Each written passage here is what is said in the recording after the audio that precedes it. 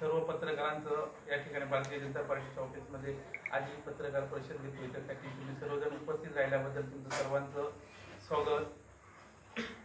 ही पत्रकार परिषद घेण्यामागचा उद्देश की 2-4 दिवसापूर्वी शिंदे गटाचे आपले जिल्हा प्रमुख संजू परब यांनी या ठिकाणी येऊन स्वबळावर निवडणूक लढवणार म्हणून घोषणा केली होती।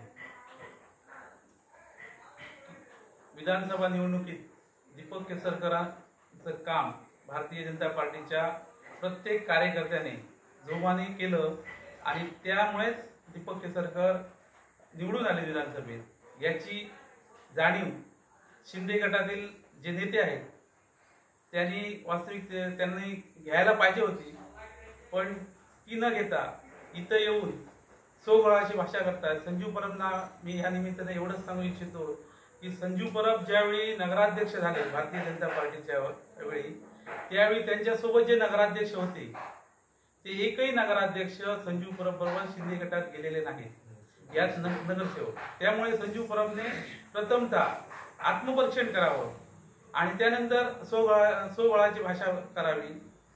कारण शिंदे गटाचे जे पदाधिकारी होते, त्यांचे तालुका प्रमुख असतील ना तर अन्य पदाधिकारी असतील, त्यांनी ज्यावेळी निवडणुकीचा प्रेड चालू होता त्यावेळी आपल्या शिंदे गटातील काही कार्यकर्ते पदाधिकारी हे विरोधी पक्षाचे काम करतायत म्हणून सांगणारे का, याचं संजू परबने पहिल्यांदा त्यांना विचारावं की प्रामाणिक पक्षाचं काम कोण करतायत आणि कोण करत नाही ते। आम्ही भारतीय जनता पार्टीचे कार्यकर्ते सर्व पदाधिकारी आमच्या नेत्यांचे पूर्ण आदेश मानून काम करणारे कार्यकर्ते आहोत, पदाधिकारी आहोत।